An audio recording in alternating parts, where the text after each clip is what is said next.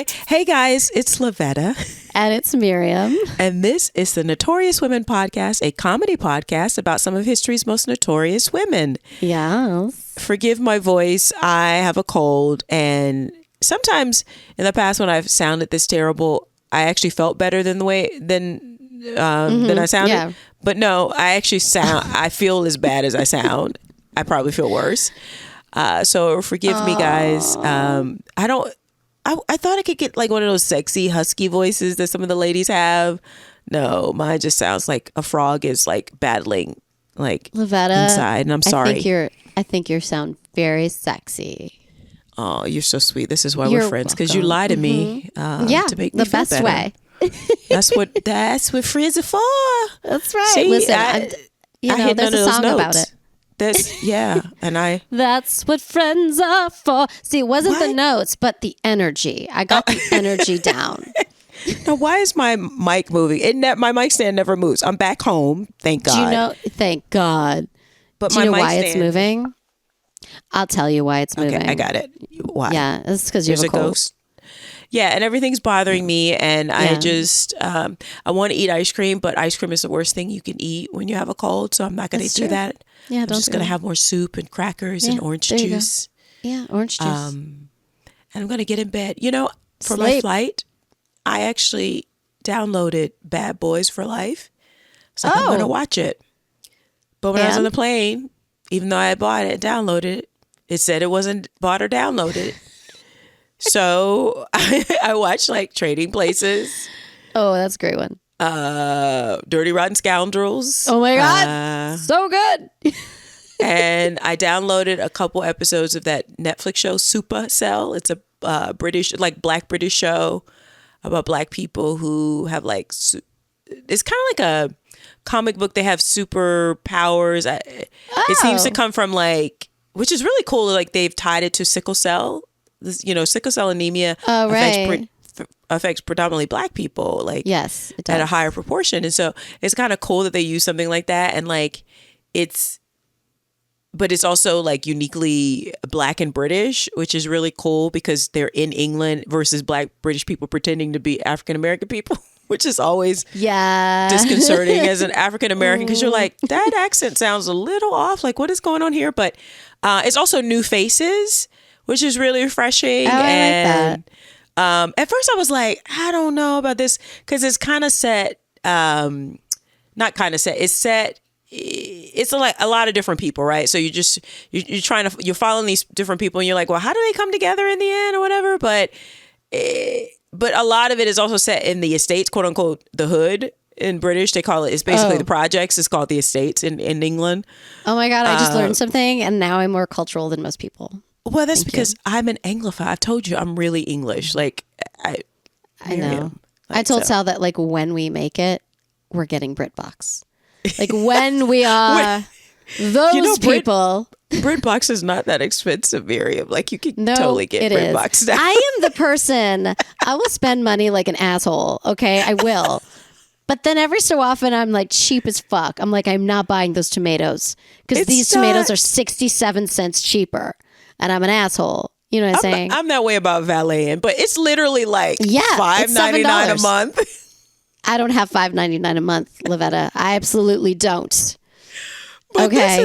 This is on Netflix. You can watch it, Supercell. And like, at first I was like, I don't know. But then it got really good. And like, I feel like the characters are really good because my hesitation was that it's set in like the hood, right? And I was like, really? We got to show Black people in the hood. But then there's like upwardly mobile Black people, which is great. So it's a good mix. So it's like a balance thing. Yeah. And I'm like, why? And it's so interesting because they're in the UK. So you don't really see guns a lot. Occasionally you'll see gun, which is a big deal. But there's a lot of stabbing.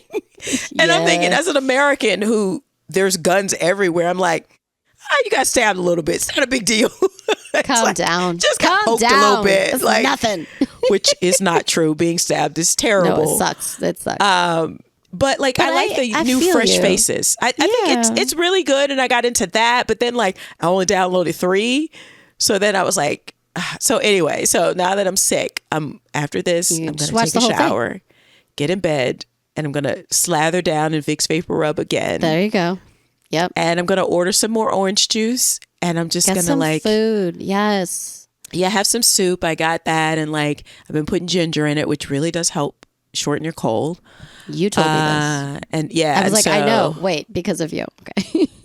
And I like garlic too. And there's no one here, so I don't have to worry about offending anybody. I love I don't worry about offending anybody in my house. If they're offended, they can leave. It's my house.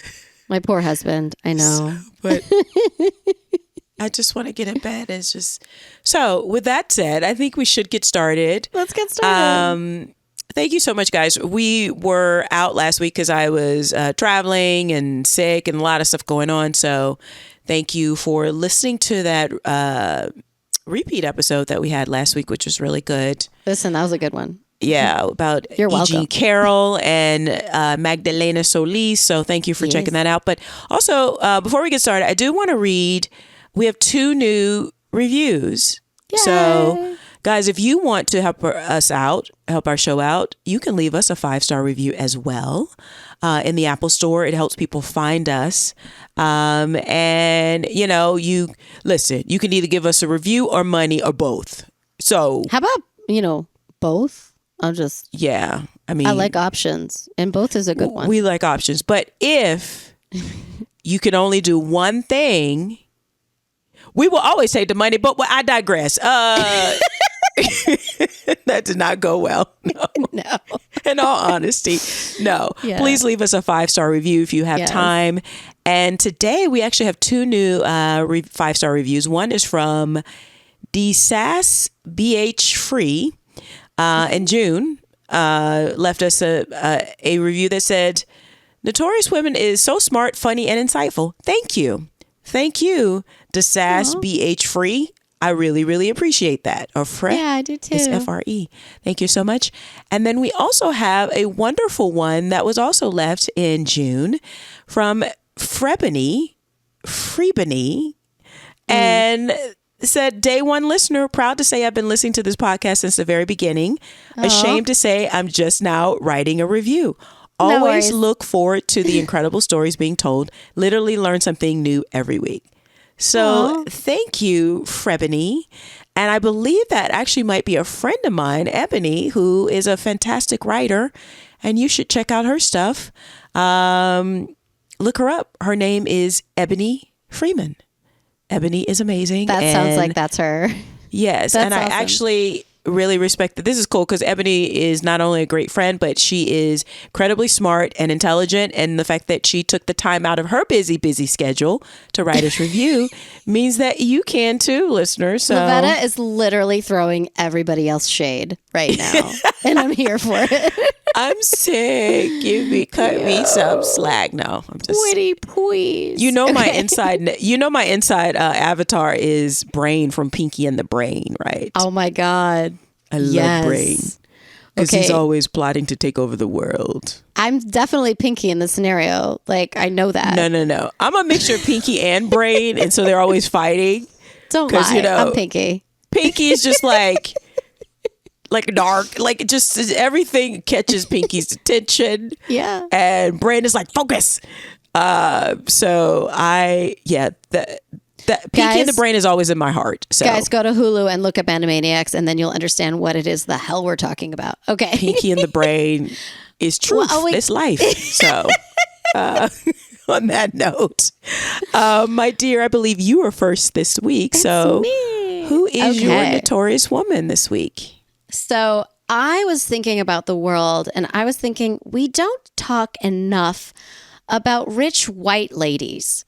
I just, where are... You are coming for the white ladies.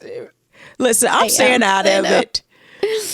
But Miriam, you were coming for the white ladies the past couple of weeks. I gotta say, I have been, I know. Yeah. I was just like, we need to balance the world out, and here I am trying to balance it out.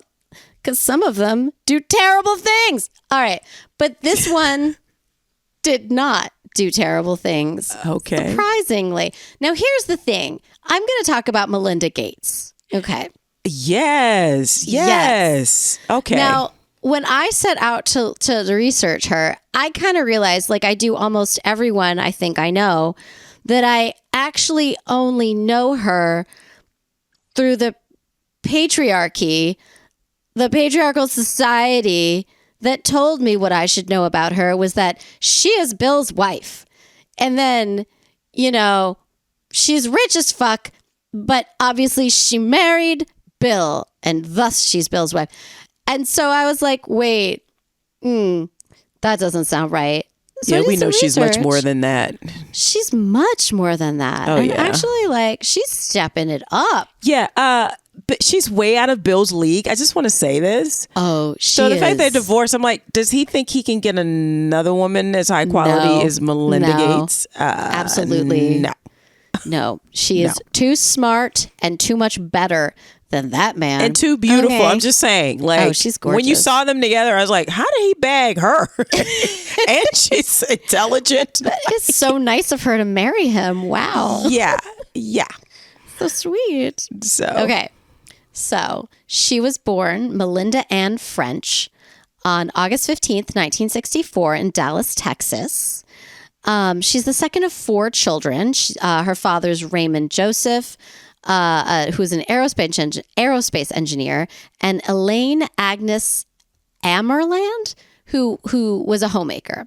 So her family was Catholic. I'm sorry. She's born in 64 in Dallas, Texas. When was Kennedy shot? When he shot? You know what? You're asking me questions like I'm a historian. I'm sorry. I'm a hashtag not historian. Okay, it was in the 60s at some point. You look it up.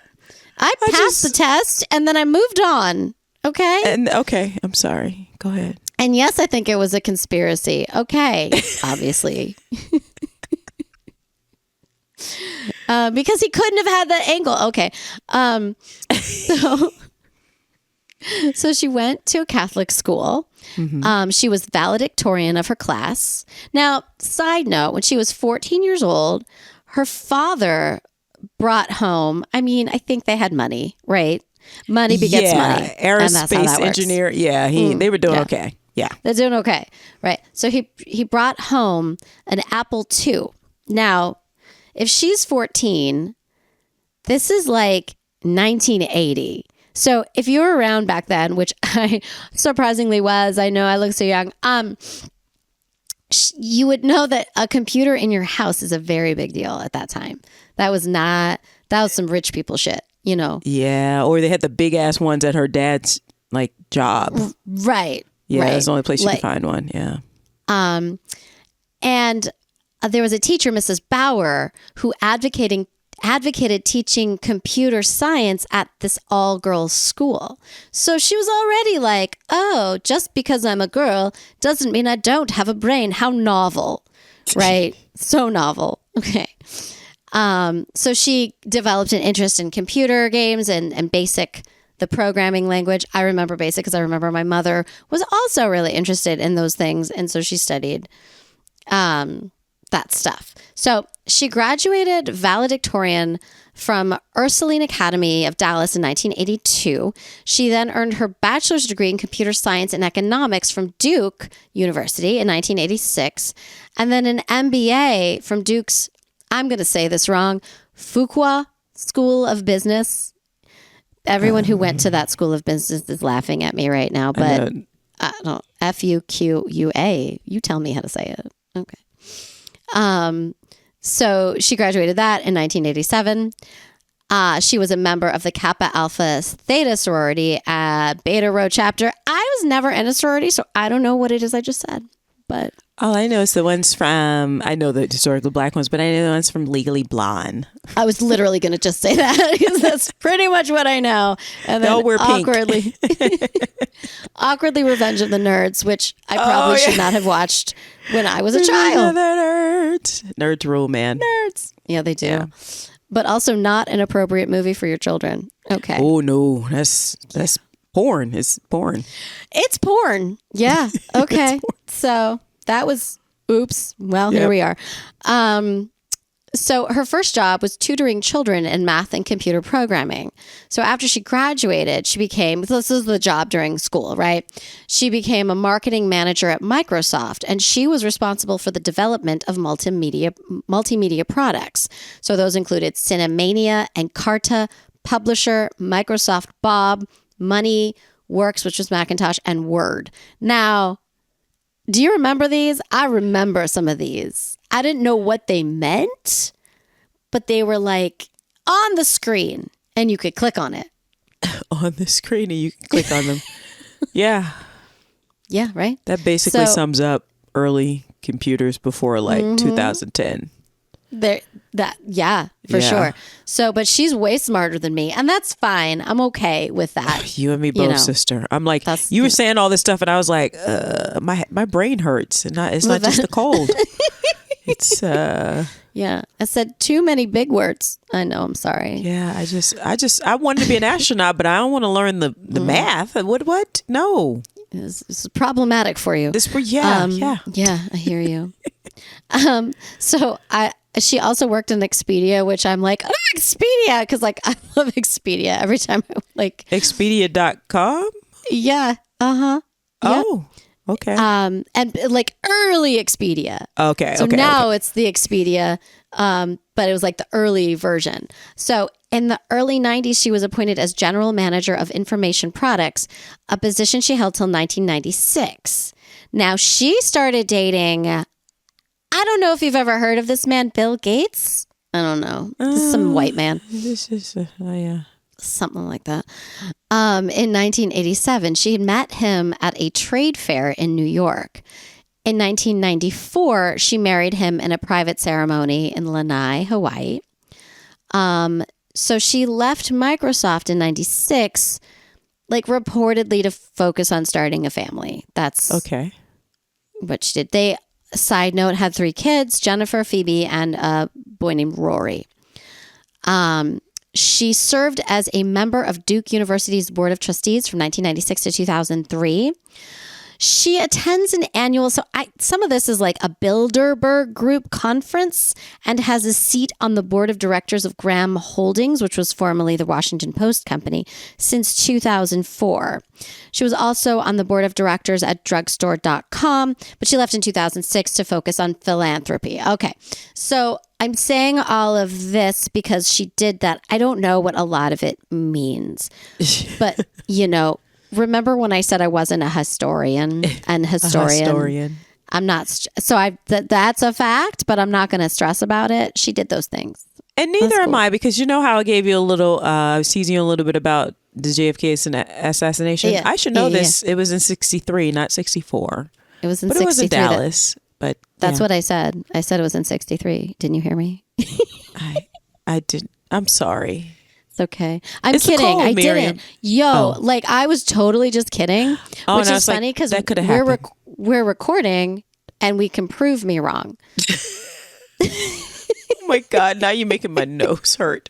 Yeah, I'm sorry. That was mean. No laughing on this comedy podcast. No, never. I would never. My nose hurt. How dare I? Okay. So since 2000, she has been in the public eye, and her quote from her, "As I thought about strong women of history, I realized that they stepped out in some way," end quote. So this is what inspired her to shape and advance the goals of the Bill and Melinda Gates Foundation to be publicly recognized. So they've won so many awards. And the only reason I'm going to really talk about these awards is because they also tell you kind of what they did, right? Right. So they were each honored with, I think this is important now, especially, an American Library Association honorary membership. Because we need our libraries. Yep. So that's cool. We can look up to them for that. Did I say them? I meant her because I don't, anyways. Sorry. We'll find out why I have so many feelings later. They both received in 2002 the award for greatest public service benefiting the disadvantaged, an award given out annually by Jefferson Awards. Now, they were both named Time Persons of the Year in 2005, along with Bono. Okay. Yeah. I get behind that. And they received a lot of other things. I'm not going to go into it. All over the world is sort of the point, right? They went the Spanish Prince of Asturias Award for International Cooperation Cool. You know, like a lot of like things that I don't even know what they are. The insignia of the Order of the Aztec Eagle with Bill. He was also awarded a placard of the same order for a philanthropic work around the world for health and education. So good stuff. In May 2006, she chaired a campaign for the hospital to fundraise $300 million to expand facilities. This is in Seattle. For Seattle, I think it's Seattle's Children's. I'm not 100% sure, but it's a hospital in Seattle. I know that. To fund undercompensated and uncompensated care and grow the hospital's research program to find cures and treatments. And that's the shit we need to be doing. Yeah. That's the shit that matters in this fucking country. There are feelings about that. So rich white ladies using their powers for good. There you go. Yep. She received an honorary doctorate in medicine from the Karolinska Institute in Stockholm, Sweden in 2007. They both received honorary degrees from the University of Cambridge in 2009. And they have a benefaction of $210 million set up in 2000 for the Gates Cambridge Trust, which funds postgraduate scholars from outside the UK to study in the university. That is also the shit we need to be doing. Yes. Okay. If you're a billionaire, do this shit. Yeah. Just help spread the love around. Help people. I'm just like definitely sure that billionaires are listening and they're going to be inspired. Because money can be helpful. You know? There's some brilliant mind out there that can get us to Jupiter, people. And all they need is a scholarship sometimes. Right? And Lavetta really wants to go to space, so we could... Oh, yeah. Hurry that up. And when I die, to spread my ashes out in space. Are you telling me this? I'll become part of the universe, and then maybe a part of an alien culture would have some of my DNA in it. Yes. See? Please don't make me responsible for I'm telling you, shooting your ashes into space when I'm like just 97. Just put me in a little pocket of an astronaut, preferably a female astronaut. But yes, I won't be picky. Definitely. Yeah. Good to know. Y'all heard it here. Okay. Final wishes. But I'm getting to space before I die. I'm just saying. Okay. Like, I'll miss you. That's going to happen. You text me when you get there. Okay. Okay. Thank you. Yes, I will. Appreciate it. I want pictures. Okay. So in 2010, Warren Buffett, Bill Gates, and Melinda. Now, if you look this up, it's just Warren Buffett and Bill Gates. Okay. Really? But it was Melinda too. Okay. That's why I'm yelling right now. Sorry. They created a campaign called the Giving Pledge. Have you heard of this? No. I'm sure I have, but no. So it's a pledge that they are asking other fellow billionaires to sign. Yes, I have heard this. Yes. Okay. So the idea is that they contribute a majority of their wealth, which is like, y'all, a majority of their wealth would mean 51%. That's the majority. Okay. So if you have $17 billion, you have $8 billion left. So you're fine. Try $123 billion. So that means you have... See, math is not my strong suit. I don't know why you said 123. That's a challenge. That is a challenge. I don't know. 60-something million. Billion left. You could still buy 17 planes. Okay.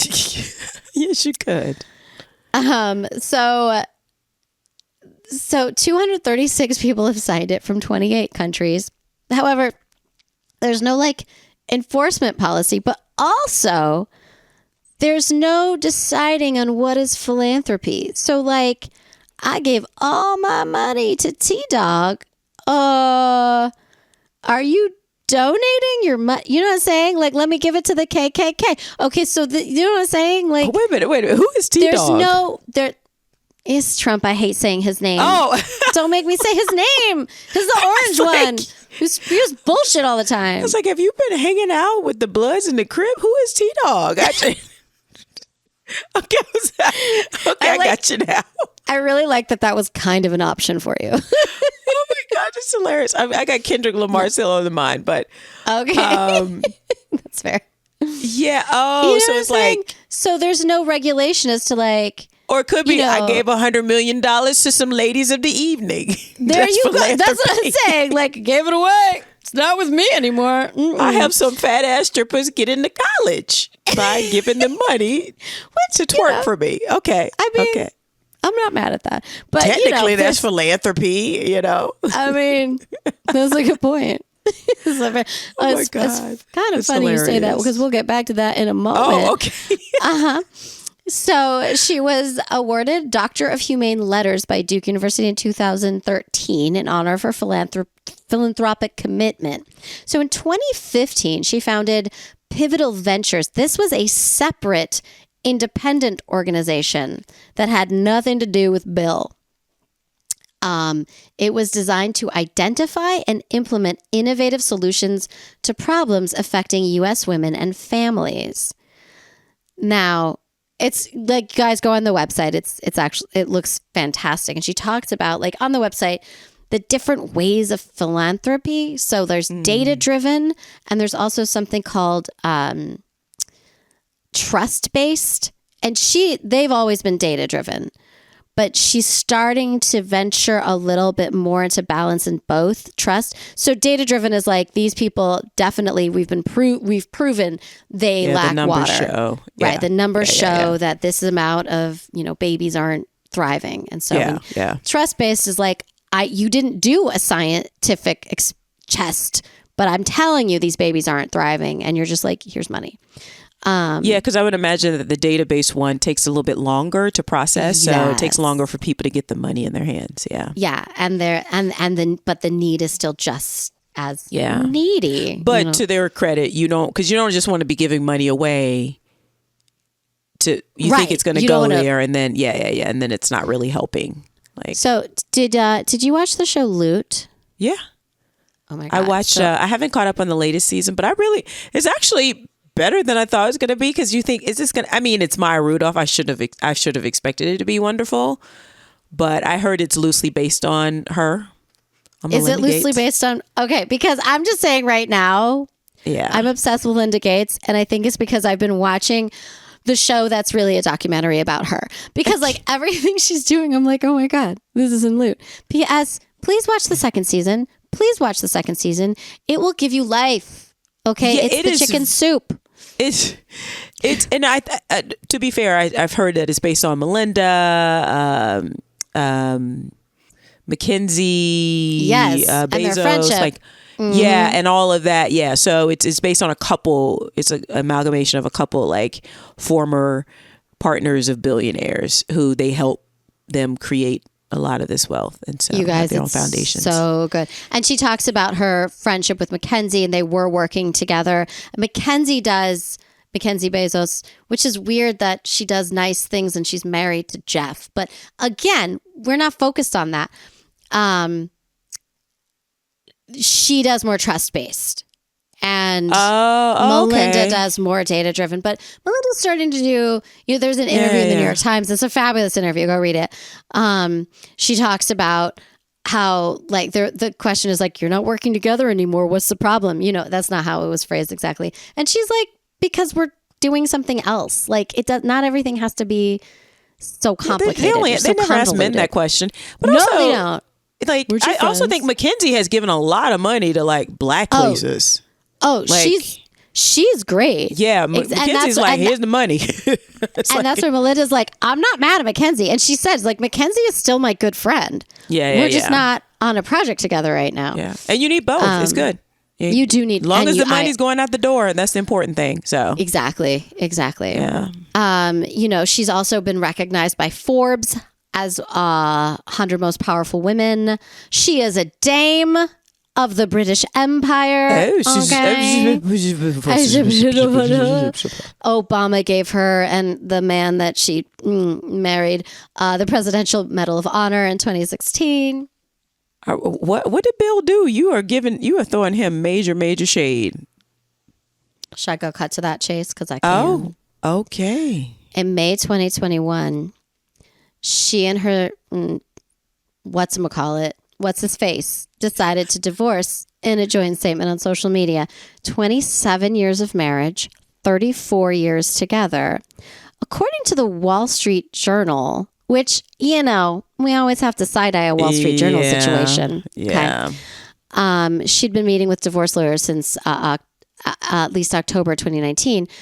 After his business dealings with convicted sex offender Jeffrey Epstein became public. Oh, that's right. And she had warned him about associating with Epstein as early as 2013. Oh, I forgot about that. Yeah, buddy. We forget that Bill fucked it up, you know, maybe literally. I mean, he's also like, dudes, however harmless or unproblematic we think they might be on the surface, there's something about like that toxic masculinity, aka having a bunch of women around, that other men still find like appealing, but I don't know if it's appealing, but like awe-inspiring. It's like, it's not awe-inspiring that you take advantage of young women. That's easy to do. Anybody can do that. Very easy to do. But I think to somebody like Bill Gates, who probably struggled to even talk to girls, like it's like, he has all these women around him, and it's like, that is so easy. That's why they always go to children, like, because it's easy to manipulate. Yeah, they're like teenagers. a 15-year-old. Like, they're literally children. Like, yeah. So we've legally classified them as children for a reason. Yeah. Oh, I forgot about the whole Epstein connection. Yeah. And she's like, motherfucker, I told you. And listen, I find my husband did it. My husband would walk away, run away, scream. But like, I was married to a man who did that. I too would immediately go to a divorce lawyer and be like, fuck this shit. I would put him in a headlock first. And then I know you would, but I think you're stronger than me. Well, no, it's just he's gonna let me put him in a headlock because he's probably gonna be stronger than me. But because you know this was done, I told you this motherfucker was shady. Yeah, and you didn't listen to me. Yeah, and she's like, I'm done having to look at you every day. I haven't liked it for 20 years out of the 34. Because it also could jeopardize all their work, like because that association, like with Epstein and his dirty dealings, like, and she's trying to do so much for so many people, and he's fucking it up. And so I see her going like, nope, absolutely not. And the bad press, because now we know, like, we have a little bit more nuance this many years later, but that was still a time where like even the whisper of like that association could ruin a lot of what you guys have set up. So I mean, money will get you far, but your reputation is your reputation. Even if you're still going, right? Even if you're still doing the thing, it is. That's probably, you know, it's so interesting you said that, Miriam, because that's your reputation is probably the only thing in the world that's more valuable than your money. Yeah, I agree, 100%. Like, and in life, right? That's like, if you have a lot of money but you have a terrible reputation, that affects everything. Your personal relationships, your business relationships, and your legacy, which people with a lot of money tend to they really give a shit about that. Yeah. Wow. So that happened. Now I want to talk real quick about like how she viewed philanthropy. So one of the questions they asked her was like, you know, you don't have your name on a ton of buildings. And she was like, I don't want to have my name on a ton of buildings. Like I would rather, and she jokes about how like she knows she has one child that would have actively not gone to a school if their names were on the building. And she felt like, let's not do this to our children, which I think is really interesting. She also, following in the steps of Mackenzie Bezos, they gave their kids an allowance. If it was a big thing, maybe Christmas, maybe a birthday. And I'm like, Melinda and I are raising our children in the same way. That's so smart. So we're the same. Only I literally cannot get them the things that they want all the time. And she literally could. But like, I give her a lot of credit as a human for understanding that she is in a very, very unique position, but she's raising humans who need to live in this world. And and at the same time, I was talking recently about Candy Spelling and what she did to Tori, and like, not making excuses for Tori, but basically she kept all the money and didn't give her kids any money. And I'm like, that's you don't have to punish your kids because Yeah, they grew up with money, but you don't have to enable, like, there's a middle ground. And I think this is what Melinda. And that's the middle ground, right? the There middle you ground, go. Like, you know, because on top of which, like, we'll send you to college. You're not going to have college debt. Yeah, like, You and know I'm what I sure, mean? like, we help you figure. Also, because you're the children of famous people, so you can't be living in, you know, I mean, they did a really good job of keeping them out of the public eye. So Yeah, they did. I wouldn't be able to tell you who their children are if I saw them, Yeah. like, you know, because it's also Gates is not an uncommon name. It's not, you might joked with them, but I wouldn't necessarily if I met Yeah. somebody that's like, you know, because I just wouldn't think of that. And who knows, they may have gone by their mother's maiden name or what have Yeah, you, or, you you do know, that. the daughters might be married or whatever. Or like, so, but I also think that you're going to help your children out. Like, they graduate, like, help them with a down payment on a house. Like, you know what I mean? I don't Right. think that they're You're those gonna kinds of parents. do Like, that. Exactly. yeah, It's just but it's like, like, oh, you want 7 big teddy bears? You know what?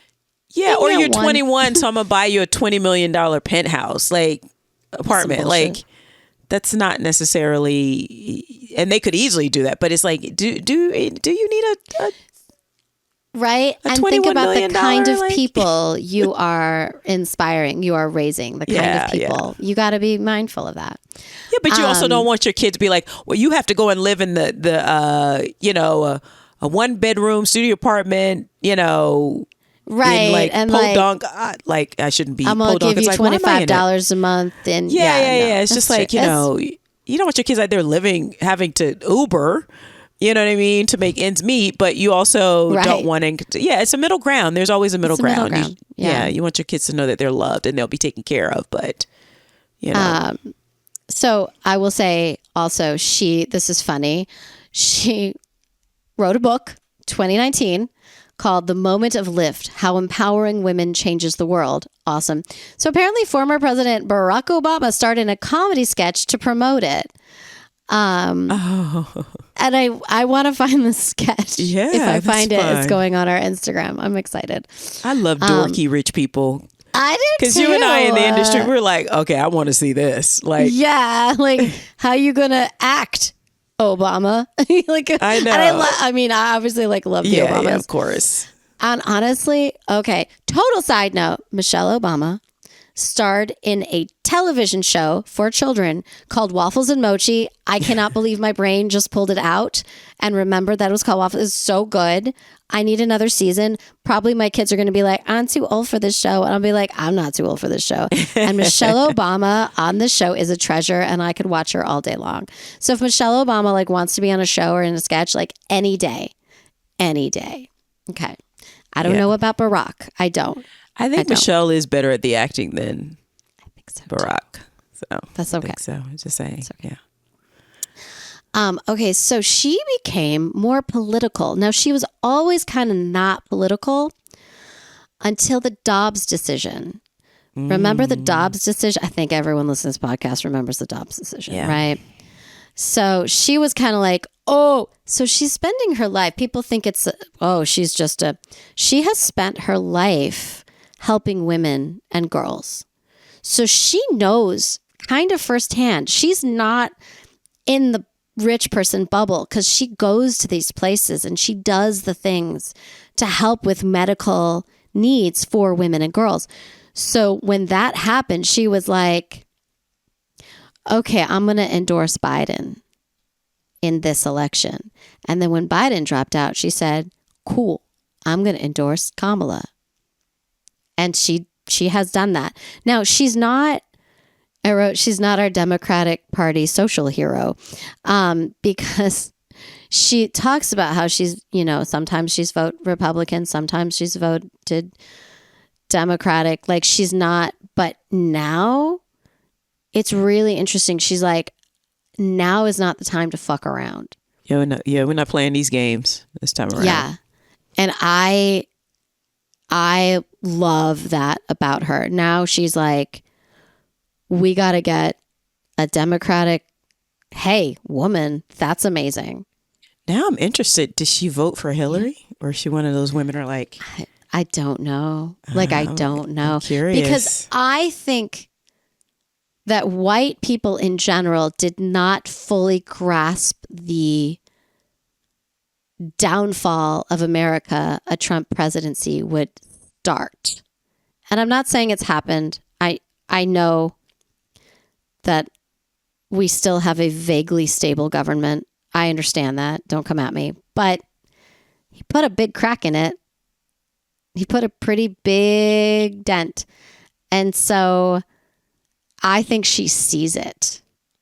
And I don't know if she saw that happening before. I don't know. I'm curious. I also think that someone like her, who's so accomplished and intelligent, and seemingly has like not only like book learning, but also like common damn sense. Yes. Unfortunately, a lot of times I feel like people who are like that, who are also white, tend to think other white people are like that because of white supremacy, and it's just like inherently you think other white people can be reasoned with, other white people can be da da da, and it's like, nah, there's a big part of the white population in America you ain't never been able to reason with. Trust us. But it's just like, it's the reason even after the Civil War, when the compromise of 1800, I mean of 1900, where they're like, oh, we'll leave the South, and at their heart, the white people are good, and they really think it was just about their economy and da da da. And it's like, no, the motherfuckers set up Jim Crow. It was like, we keeping our black people as oppressed. We'll take slavery light. It doesn't have to be slavery. And it's like, no, you guys are giving them way too much credit. And that's why sometimes, like, when white people are like, well, sometimes I vote this way, and it's like, you're not being realistic about what it's like. The reality of the situation is that these MAGA motherfuckers have always been here in large numbers. Yeah. They've always been here. But our side has been acting like they're not, the white people on our side. Because black people, like, we know what the deal is. The black voters, the ones who are actually engaged, and not the ones who are online who are probably not registered to vote, so don't listen to them. No, don't stress about that. We're like, these motherfuckers have always been there. But it's like, it's the gaslighting, like, people are like, oh, no, it's fine. It'll be fine. It's just like when he was going to get elected. I told you, I famously went to a dinner party, and I was like, yo, guys, I'm worried. I feel like I see the way the media is not, they're just assuming that she's assuming she's going to win. I was like, I don't know, because I know how and they're like, no, it's fine. It's going to be fine. I was like, I don't think it's going to be fine. So much so that I went to bed. I was like, I cannot watch it. Woke up next morning. I was like, motherfucker. I knew it. I ate tacos and got a UTI. That's what I did. I ate tacos and got a UTI. That should be the name of your book that you write. I got tacos and a UTI. Eating tacos thinking Hillary's going to win, right? Because we all had tacos, right? And then I just couldn't leave the television screen to pee because I was waiting for things to tell me better things, and they weren't. And so, I had to go to the doctor next day. So, like, I mean, bless her. And I'm glad that, unfortunately, the things that had to happen to our country for people to wake up, but at least she's awake now, and again, she's well-meaning, and these are like, because I used to wonder, like, the swing voters. I was like, who's a swing voter? But it's people like her who are like, no, sometimes I vote for this, and she probably was raised conservative, like she probably was raised in Texas, like. But these people have no shame. They have no shame. The other side has no shame. Not the people that you grew up with who voted Republican. Those people had shame and the sense of decorum and decency. This is a whole new breed now. This is always been there though. Yeah. Listen, at least she gets it now. At least, and it's really interesting because there's so many reasons to fight. Yeah. For a Kamala presidency, but whatever gets your goat is, and she says, okay, I'm gonna read a quote. She talked about the Dobbs decision. She wrote, this is from the New York Times. After the Dobbs decision, I knew I had to speak out in favor of women's rights. And if there was a candidate who is against women's rights and says terrible things about women, there is no way I could vote for that person. And I felt that decision, because of all the downstream repercussions it has for maternal health, for Black women, for deserts where women can't even go to now to get good maternal care in the United States, all the downstream effects that are coming and will continue to come from that decision are so severe. I thought, if I really believe in women in our country and women's rights, I need to speak up. And then she goes on to say, because women are the ones that are going to make or break this election, and women in battleground states speaking up for what they want, for their rights, and for our democracy. That's why I felt it was so important. But yes, it was not a decision I came to easily.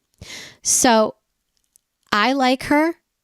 I'm very grateful to her. Oh, yeah, absolutely. But I'm also wondering, when he ran in 2016 and said terrible things about women then, we could have said something too. Well, I think it could be, again, her raising. She's raised a certain way. Yeah. So it could True. be one of those things where I'm just going to sit this out because everyone thought Hillary it was a landslide. Everyone thought, right? Like, that's true. That's what all the polls were saying. Like, oh, she's going to beat him by like 6 points or whatever, or more or whatever. And it could be like, well, I can't bring myself to vote for. I mean, we're putting this on her. We don't know if this is true, but I No think idea, at that yeah. point, she was okay with being, because she's also sounds like a very private person. Yes. And she is a public figure, even though she's a private person. So coming out politically is a risk, like she said. Yeah. But like, people were fucking around and they found out. And we've been saying, black women have been saying that white supremacy is coming after y'all white ladies. These white men want to put y'all literally back in the kitchen and make y'all barefoot because they want to force y'all to have white babies because they think they're being outnumbered. Yep. And this is an assault on y'all. Like, they're trying to make it so that any white man who can get a hold of you will have all kinds of rights over you. Yep.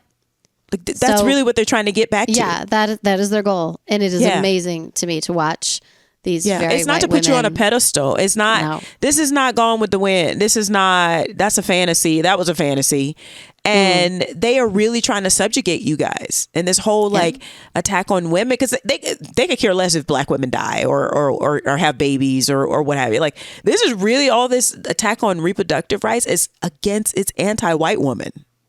Oh, it 100% is, because they want the white pointed at babies. you from them. Yeah. Yes. Yes. So yeah.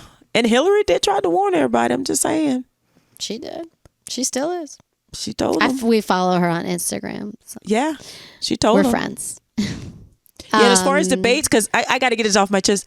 Yeah. Y'all fucked over my man Biden. I'm happy with Kamala, obviously. I'm going to get out there and do it. But why y'all got to do my boy like that? Biden didn't deserve that behavior. He had one bad debate and y'all just throw the old man out. Like, he didn't deserve that. Because my point is that Hillary won all her debates. And enough motherfuckers still didn't vote for her. She got the popular vote, but when it came down to it, she didn't have the electoral votes. So y'all better get out there and vote. Don't take anything for granted. Vote every time. Every time, as they say. Like vote blue every time. Yes. You know, let me just we're be going to be explicit. Yeah. Clear as day. Yeah.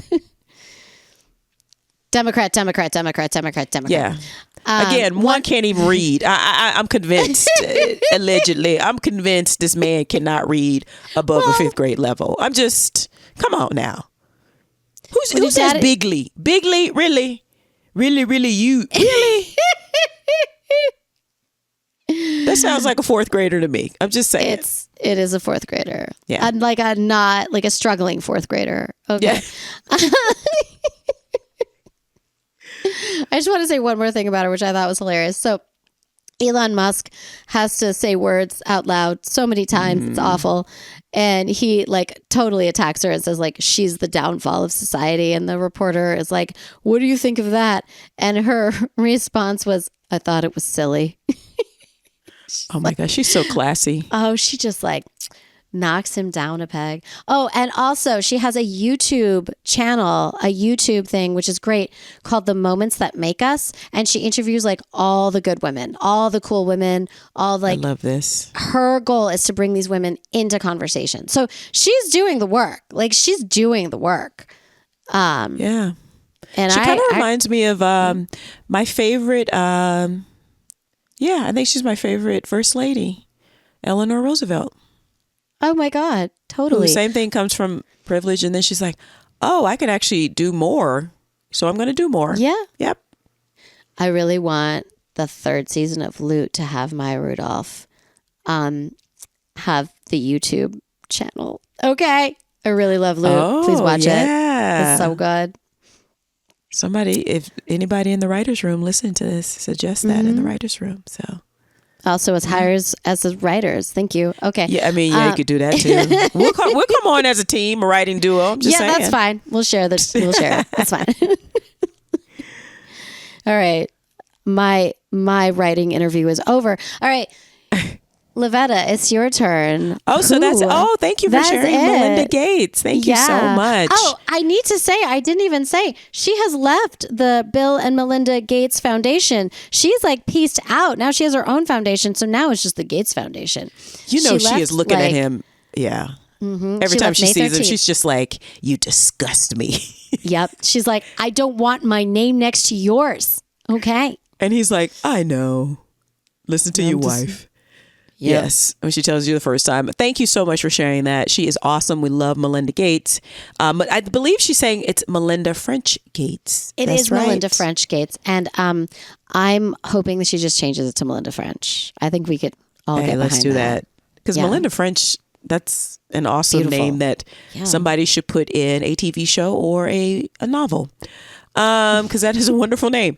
Thank you so much for sharing that. I kept interrupting you, so we're running a little long, and also I'm moving a little slow, but bear with me, listeners. It's fine. I will always love you. Yes, go on. Yes. Okay. So you had a wonderful woman in Melinda French Gates, and who's doing all the good in the world, and not so good one. She's not a murderess, but she is definitely notorious. Okay.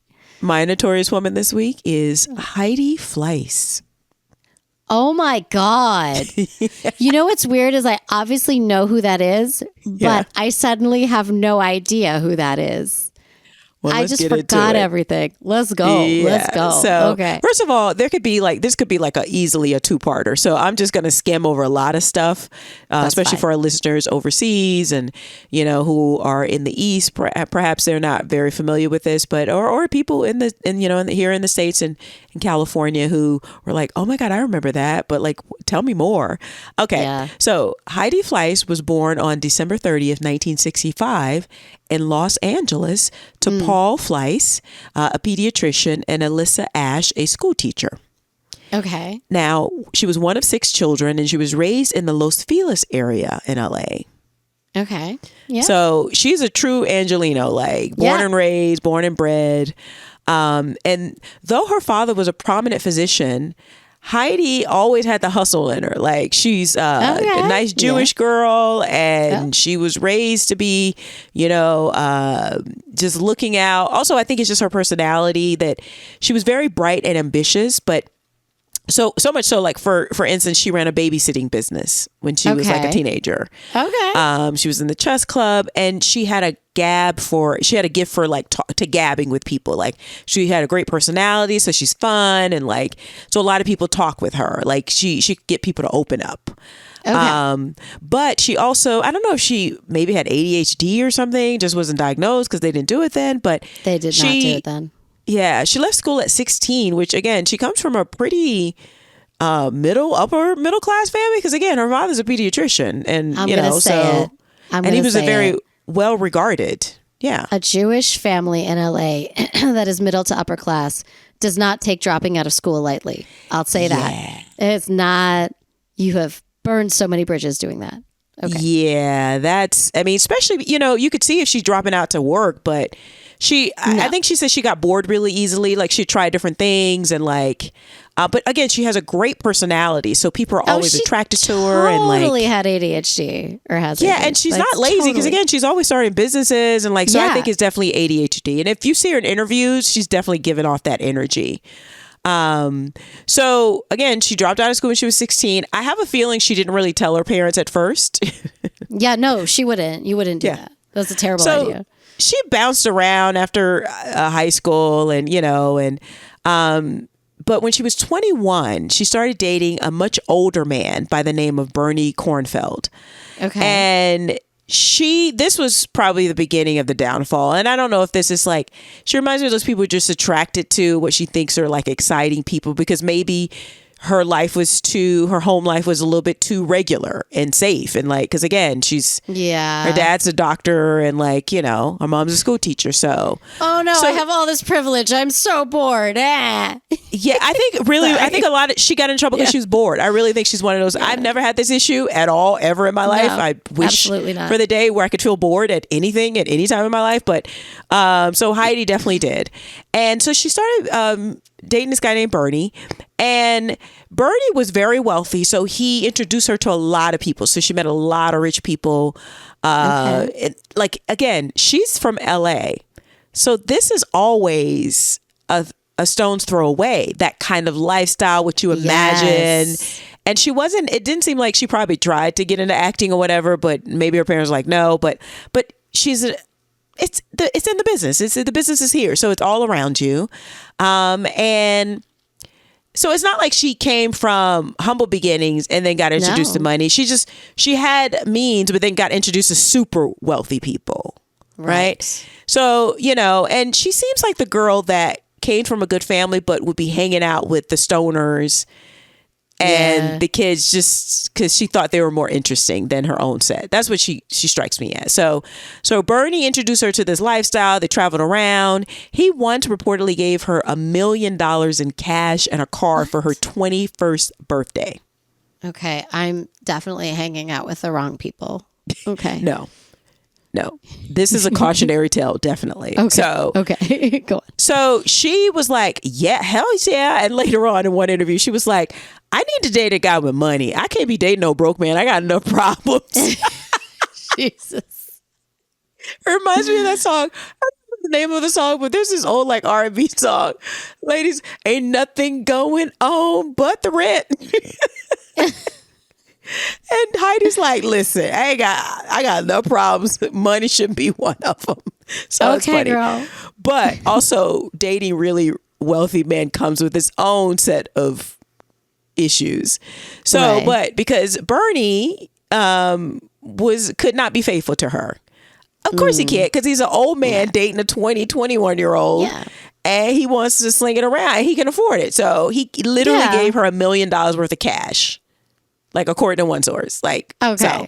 And this was in the 80s, right? So she was like yes. $7 million now. That's yeah, it's a lot of money. Yeah. So, but she eventually, again, she kind of left interest. And that was her thing. She's like, once I lose interest, I move on to something else.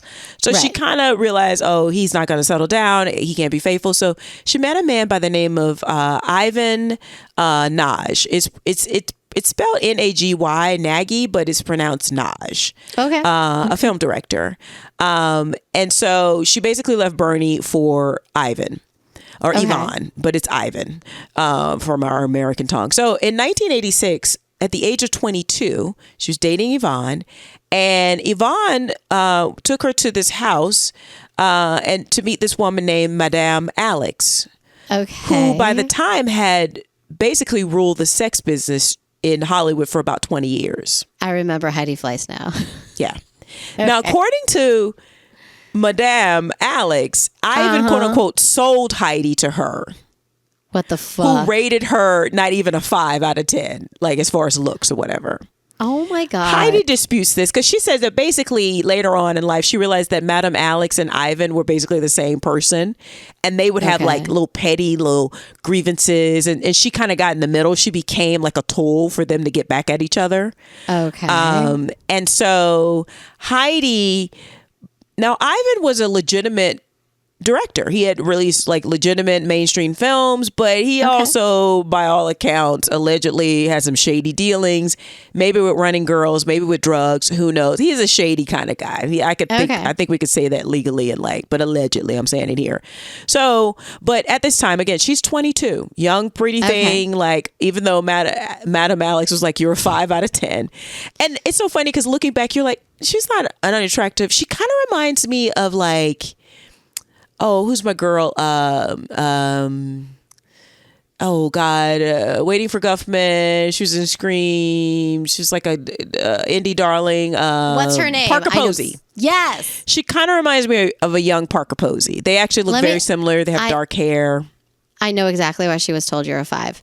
Because if a woman wants to control another woman, and this has happened to me, the greatest way of doing that is telling them, I'm preying on a woman's natural insecurity. I had a woman, I teach fitness, right? And this other woman was trying to control. So I've been doing it for years, and I'm very good. Okay, I'll say it, right? And so she didn't like that because she was new. And so she said something. She's like, well, I know it's hard, like, with your body type to get people, but it's okay, because I could tell she wanted to control it. And I'm just so proud. I was just like, no, I love my body. My body is great. I'm just new here. And then I ended up being way more successful than her. Thank you for letting me tell that story. Appreciate it. Also, I think there was some like anti-Semitism coded in there. And you know what I mean? Like it's that kind of thing. And you're in LA, and Heidi has very dark hair, and but she reminds you of Parker, like a young Parker Posey. They look very, very similar. She could have been Parker Posey's like stand-in, basically. And like Parker Posey is very pretty. Anyway. Yes. And so, but according to Heidi, so again, she disputes that Ivan sold her or whatever. But again, it basically Ivan and Madam and even Heidi are all unreliable narrators. Got it. So you have to always take whatever they say with a grain of salt. Okay. Got it. Okay. So now, of her relationship with Madame Alex, Heidi would say that it was, quote, very intense relationship. And it was kind of like, but Alex of her said it was kind of like a daughter that she loved and hated. So it was abusive at times and loving at the same time.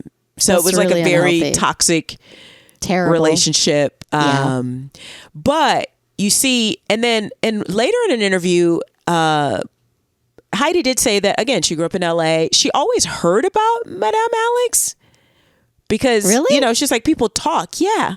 She had always heard it, but she had never met her. So she knew exactly who she was meeting. So the idea that Ivan was selling her to Madame without Heidi knowing it doesn't really track, because Heidi's like, of course, everyone knew who this woman is, but so I was very excited to meet her, right? Like, because again, Heidi comes from like a protective, privileged background, and she's with the folks, the real folk, right? Like the real folk on the ground. So it's exciting to her in a way, right?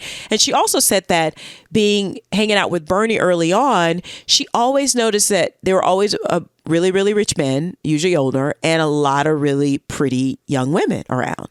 Yeah. And again, it goes back to her. She had a babysitting business when she was a kid. And she said she learned early then that, let's say Friday night she wanted to go out and she couldn't do it.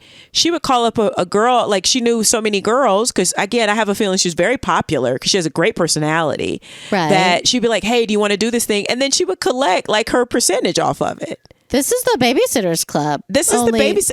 Right. Yeah. But yeah. So she always knew, she learned early on that she had the gift of gab, and like whatever she quote unquote lacked in looks, she made up for because she had a great personality. Okay. And confidence. So Heidi, I feel like Heidi kind of clocked the situation. I have a feeling it's my feeling, just my opinion, because this is all alleged, that Heidi kind of was in on it, but Ivan and Madame thought she wasn't because she was so young. So they thought they were going to take advantage of her, but Heidi was like, this is how I'm going to make money, bitches. This is what I'm going to do. So she also said that she talked to Madame, and basically Madame's business was waning because a lot of the girls that Madame had on her roster were getting older and they wanted to retire because, I get it. Hoeing is hard work. I don't think I could do it. I'm just too lazy. I find most men disgusting, but that's a whole nother story. So there's very few men that I don't find physically repulsive.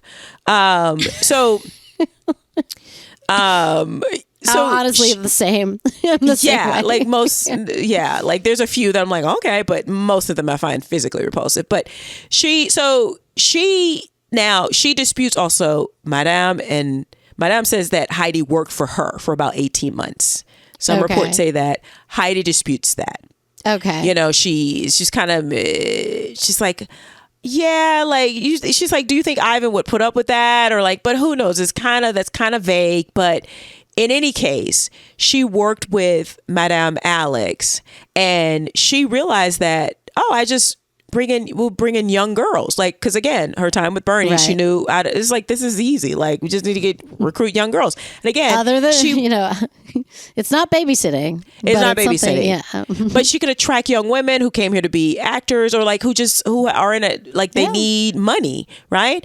So she got to work to find some girls. She was not into like the old school, forcing girls or whatever. She made it seem like fun. A choice. Yeah, exactly. So she basically revitalized Madame Alex's business. But 3 years later, in 1990, she began her own. She broke away from Alex. I think it was like a bad, like they maybe got in a fight or whatever. She struck out on her own and started her own business. Okay. And according to Heidi, she made her first $1 million only 4 months after starting her new business. Lavetta, that's very lucrative. I feel like I'm starting the wrong businesses. Girl, I just don't have the stomach for it, and I just I need to. I would also shoot, so many people that piss me off. Because I'm going to get into like there's always a downside. So according to her, again, she made $1 million within her first 4 months, and she said on her slowest night she made $10,000. Damn. Now it was reported that her rate was $1,500 a night was the base rate. That's you know what? That's low for me. That's very low. That's like if you want to look at me for 5 minutes and you're gross. Like if you're a gross person. Oh, Lavetta's coughing. Cootsie. Are you okay? She'll survive. I'm just going to keep talking. Cootsie.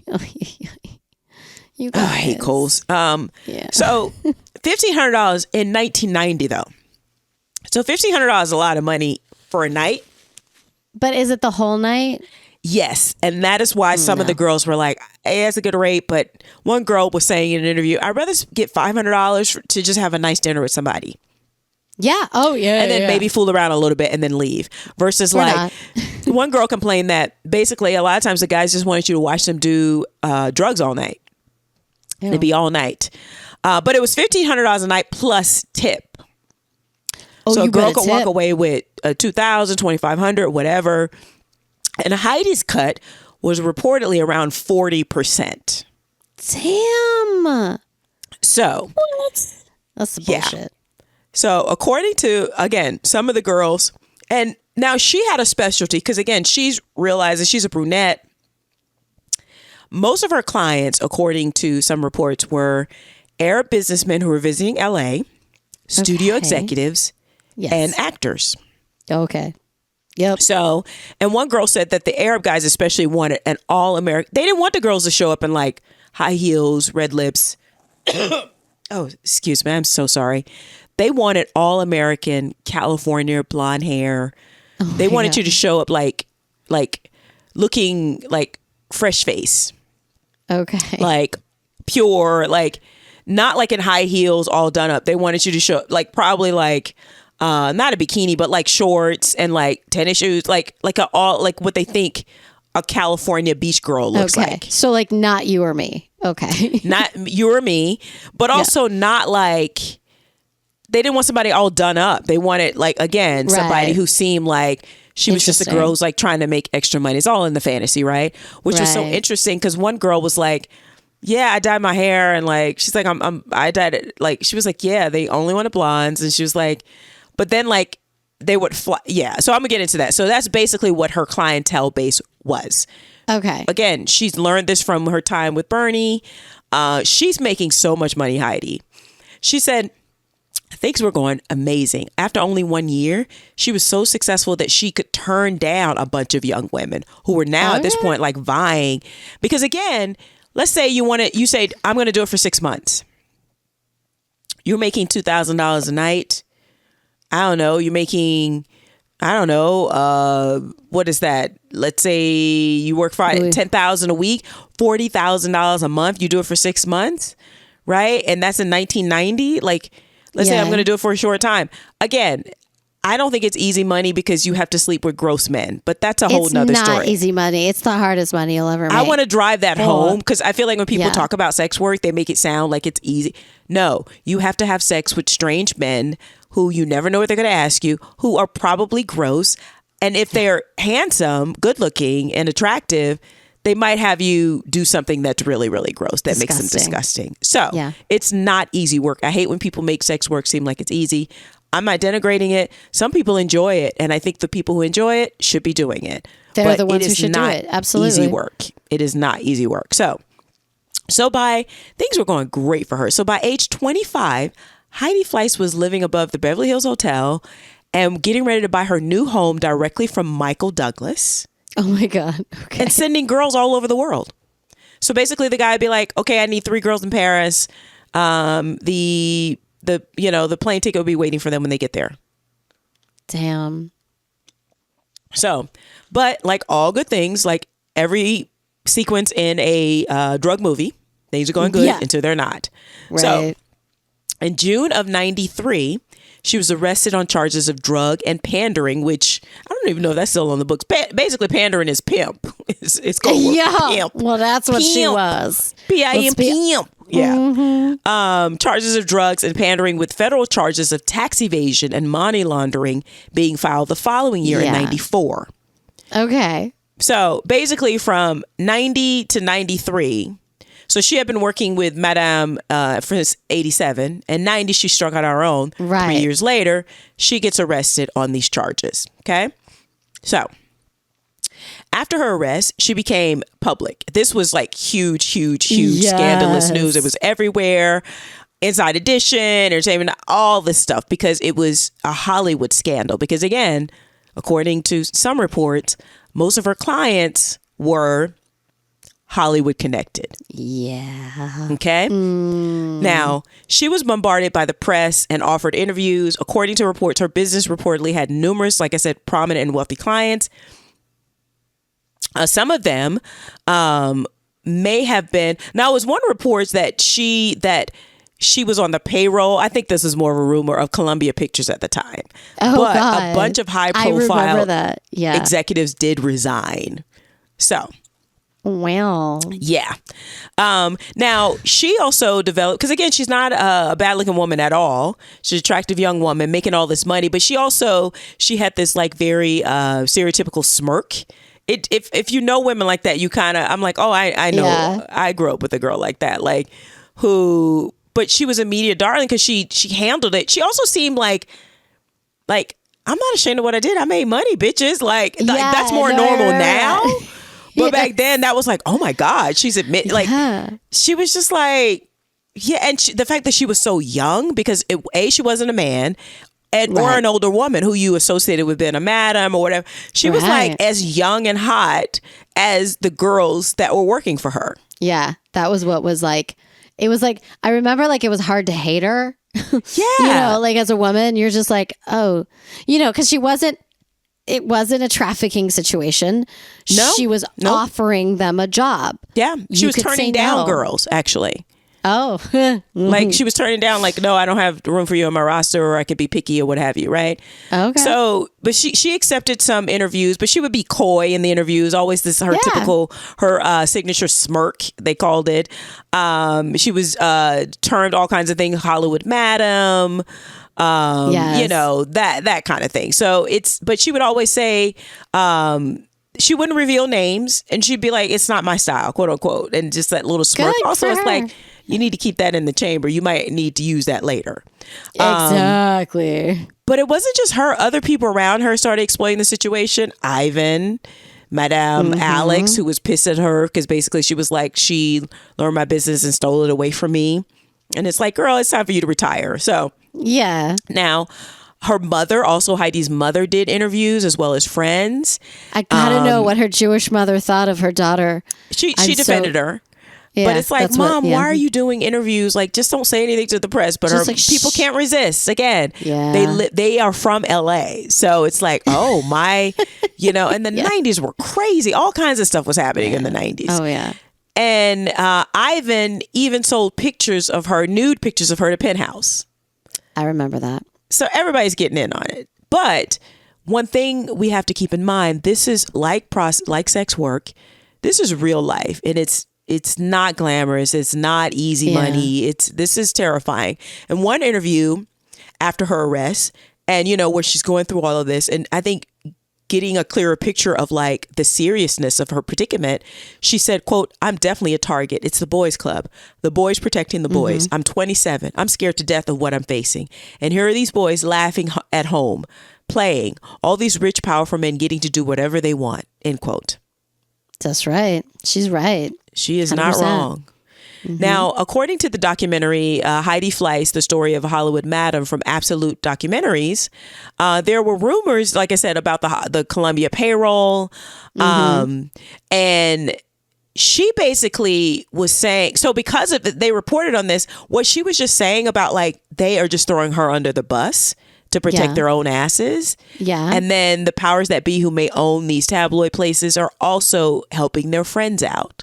Pay for play. That's what we, we now know what was happening with Trump and like, all of his stuff. Like they're trying to protect their buddies. But again, to her credit, she never shared her black book publicly. That's amazing that she didn't. Yeah. So there were numerous other makeshift documentaries, many magazine covers, tabloid covers, news coverage.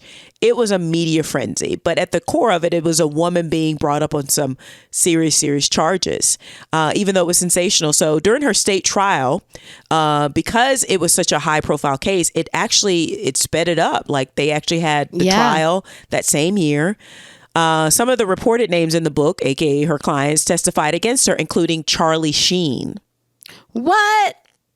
Yeah, I don't remember that. Oh my God. Yep. Charlie Sheen famously came out and did it as well.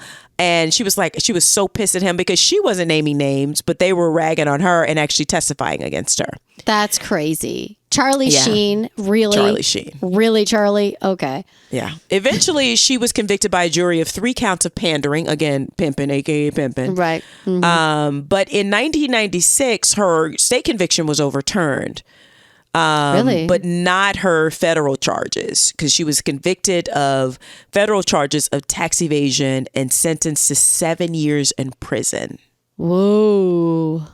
That is a long time. Yeah, the feds, man. Don't fuck with the feds. Yeah. She served 20 months at the Federal Correctional Institution in Dublin, California, and was released to a halfway house in November of 1998 in order to perform over 300 hours of community service. Now, after her release, she stayed in the public eye, and so did the interest in her life. She struggled with drug abuse personally. I have a feeling the drugs probably started and hanging around with people doing a little cocaine here and there and that. But then going through this and going to prison, she said when they convicted her, she was so shocked. Like in the state, she was like, "Are you fucking kidding me? Like, really?" She was so shocked. But it was the feds that's where she had to do the time. I gotta say they didn't like a woman doing a man's job. Yeah, they didn't. Yeah, there's always that. Yeah. But again, after she was released, she struggled with drug abuse personally. But she also, because Heidi's like, I need to make this money. Like she all about the Benjamin. So she opened a fashion boutique. She hosted and produced, along with reality show personality Victoria Sellers, an instructional video titled "Sex Tips with Heidi Fleiss and Victoria Sellers." Oh my God. Get it, girl. Yeah. In 2001. And remember I was telling you, she was like, I cannot be dating no poor man. Like, yes. So unfortunately, she also dated Tom Sizemore, who was a phenomenal actor. But I love him. He like her also had struggles with drugs. I didn't know that. And he was also charged with domestic violence against her in 2003. What? I was missed convicted. That. Yeah. Okay. He shouldn't. Now, according to her in an interview with, I don't love him anymore. Okay. Cool. Yeah, it's so sad. Like it's drugs, man. Stay away from drugs, people. It takes all your light away from you. According to her, though, she's making a little bit excuses for him, but she did say in an interview with Crime Watch about 10 years ago that the drugs contributed heavily to the violence and downturn of their relationship. I'm like, you think? Yeah. She also, there's been plenty of movies and TV shows. Well, not so many TV shows, but movies, like I said, and documentaries about her. And again, one thing about Heidi, because she was like, I got into this business really young. Like when I got out, she's like, I had no skills. Like, so what else am I going to do? So, but she was like, let me just go back to what I know best. So in 2005, she announced plans to open a brothel in Nevada, where it's legal. Okay. And she was going to name it Heidi Fleiss's Stud Farm. But It's like I might actually go there and just check that out because I'd be so curious. But Yeah, in take 2007, she also opened up a laundromat named Dirty Laundry in Parhump, as her plans for the brothel had been put on hold due to slight complications. But by 2009, she had abandoned her plan to open up the brothel because she just didn't want to deal with the business. And It's a messy but also business. Yeah. there is a bunch of stuff. So when she went to Nevada, she famously hooked up with the guy who is the head of the Bunny Ranch out there. And yeah, so she was helping him kind of set up a better, more basically an upscale like community. It doesn't have dark, dingy rooms, so they did renovations. Right. There's an interview with him on that. So she offered her expertise. I believe they dated. But she said that she also abandoned her plans of opening up a brothel because while she was there, one of the old madams had all these birds, these macabre, like these exotic birds. Okay. And she was like, Heidi, when I die, I want you to take care of my birds. She's like, hell no. And then the lady died. So she thought it was an omen. Oh, So shit. then she That's just started crazy. taking care of these birds. Like, Yeah. there's like a ton of them. But she also need to make money. So it's like she tried all kinds of things. Like I said, open up different businesses. Right. While there, like I said, she started caring for this old madam's 25 parrots. She eventually 25? Okay. 25. Like it's ridiculous. When you see her, That's you're like, insane. she's an old crazy parrot lady now. But she seems to be at peace. She's a vegetarian and she's totally All right. gone like hippy dippy. Like totally hippy dippy. You would never know that this is a woman who was like a Hollywood madam. Wow. So I find that interesting. But again, she needs to make money. So how can you make money on these reality shows? So she actually eventually went on Celebrity Rehab with Dr. Drew Pinsky. I remember this show. Yeah, and famously she like left prematurely because in the 2009 season, she and Tom Sizemore were on it Together? together. That's terrible. Yeah.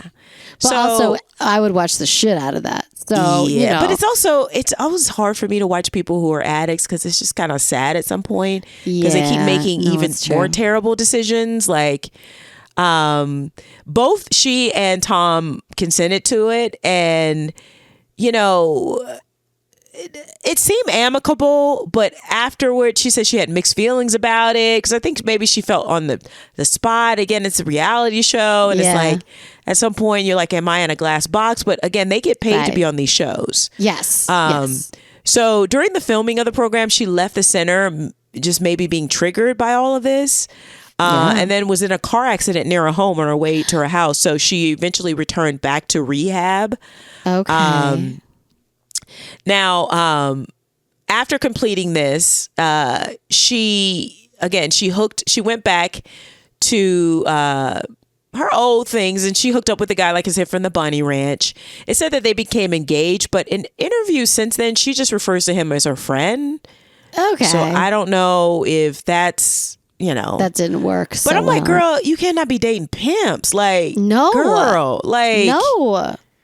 don't like, or pimp adjacent dudes. Like, Yeah. that is not. Listen, I want you to look at like an accountant. Okay. Come on. They have money. It's fine. They have Yeah. consistent money. You know? Like, Pimps do not have consistency. Okay. But I also think part of the appeal is that she likes being around these kinds of people, and that's what led to her downfall. Because if I had Yeah. started dating a rich old guy, first of all, I wouldn't have. But No, and you I would see not. pretty girls around, and there's probably people running girls. That would turn me off so hard. Like when he gave me that $1 million, I would have taken that, I'd invested, have been and like, left his okay, ass. bye. But Heidi's the so type of person that's much. like, this is exciting. Like, oh, he gave me $1 million. Like, and then she's making her own money. Like, eventually, this is all gonna just not end up well, girl. Like, this is just not. But again, she, through her 20s, she's mixed up in all this foolishness and then had to serve time. So she doesn't have Yeah. any marketable skills other than this. So she knocked around, being on a couple reality shows, including Celebrity Big Brother in the UK. She also attempted to grow legal marijuana in Nevada. Okay. She also, interestingly, in 2017, it was reported that she bought and began managing the Flying S Ranch Ultralight Flight Park. So it was a private use airport that had FAA designation of NV54. So you gotta get a gimmick. You gotta get a gimmick, wanna man. get ahead. Yeah. Yep. Okay. So, and after, it's like, she's still taking care of these parrots. She's moving them around with her. I forgot about In parrots. 2022, she announced that she was moving to Missouri because someone had shot one of the parrots because she had been having God. interviews about the parrots with a pellet gun. It's so terrible. That's Like, horrific. How don't dare do that. they? There has been a podcast, a iHeartRadio podcast produced about her. So definitely check Okay. that out because I'm skimming Yeah. just the surface. Like, That's fine. it was written and hosted by Molly Lambert, and it's called The Heidi Fly Story. So definitely check that out. Now, in 2023, last year, it was reported that a series was in the works at HBO Max about her life, and it was going to be being produced by the people who did The Staircase. Oh. So yeah. And as late as last year, she was, like I said, she taped a series of like short videos. I think you could probably find them on TikTok or IG of her talking about her birds. And she's just there. She's a vegetarian. She's there with her birds, but she's one of these, now she's turned into one of those weird, I would say weird white people who love animals way too much. Yes. You know, like, Yes. but she's still alive. They didn't, Okay. you know, All right. But in closing, I always like to, if I can, close with something about the person in their own words, if I can. Okay. So she said in closing, when describing herself, she said in an interview, recent interview, Okay. the truth is, quote, the truth about Heidi. I'm not a nice person. I have a terrible reputation, probably most of it well-deserved. I don't know why people think I'm a celebrity. I was just arrested and put on TV. I'll always be the Hollywood madam, end quote. Yeah. And I think that's the appeal of her because she's also a straight talker. Like, she's not defending herself, which I actually have a lot of respect for her for that. Like, she's not trying to be like, no. I had such good ideas. I don't know or why you making think they were bad. excuses. Yeah, like in I one had no interview. choice. Yeah, in one interview, she was just like, they were like, what happened? She was like, she's like, I'm a drug addict. I got on drugs. This is a terrible thing. Like, I kind of like people who are just like, Yeah, that's like, what happened. I made bad decisions. Like, even with like the whole Ivan and Madame Alex, like, because you hear like Madame Alex would say one thing, all this stuff to make herself seem good, and then Ivan would say this thing like, "Oh no, I'm fine," and like, he was subsequently arrested on other charges, and he died. No kidding. I forget when he died, but okay. he died a while ago, so he's gone. But like Heidi, what I love about her is that maybe she's a narcissist, but she was like, I've done terrible things. Like, I'm a terrible person. I probably deserve like this reputation, but like, yeah. And then I got on drugs. Don't do that. Like, I love a straight shooter. I really do. I gotta say, I will not. You know, I love to diagnose innocent inappropriately. I don't think she's a narcissist. I think she's something, but like, narcissists find the light as to what everything they do is the right way of doing That's it. Where true. she's not. She's like, I fucked up. I'm not even nice. Yeah, I did it on purpose. And then I did drugs, which is dumb. Like, she has yeah. she has that thing that I love. She has that prickly Jewish woman thing going on, Yes. but she's know like it well. straightforward. I love a straightforward Yes. person. Like, but if they can help you, they will help you. Yeah. They will go Yeah. above and beyond and be like, hook you up. Like, and I also think she has a great personality. She has the gift of gab, but I also don't think anybody forced her into anything. I think that to Yeah. her credit, and now that she's older, she's like an older woman. She's like, yeah, no, nobody pimped me out. Like, I went, because Ivan, according to Ivan, he felt like Madame Alex kind of lured her in with the promise of making money, and Heidi wanted her own money. But Heidi would tell you, it's like, I like money. So nobody tricked me into doing anything. If I did anything, it's because I wanted to make money. Like, She saw what she was doing. She thought, oh, this is a great business idea. I actually have better ideas to make this business idea great and more profitable. And that's what she did. And I also think that they couldn't charge her with like sex trafficking. They could charge her with pandering, because she probably literally went up to the girls like, listen, this is the deal. I'm not going to force you to do anything. Some of these guys are gross. You'll make this kind of money. Do you want to do it? Yeah. I knew, listen, I knew a girl was putting herself through college dancing in Las Vegas. And I remember because we were working together for a little bit. And I was like, what do you do? She's a dancer. We're getting to know each other. And I said something, well, what style of dance? She was finally like, I'm a dancer in Las Vegas. And I was like, oh. And I said, listen, I'm not here to judge you. Ain't no girl, make that money. And I also feel like, because some of these girls are like, well, it's not some creepy dude who's going to like strong arm me, and like Heidi's like, right. I mean, maybe she yelled at the girls and pulled the strong, like if they're like, I don't really want to do it, she's like, bitch, I don't like booked you, and like you can't pull out now. Who knows?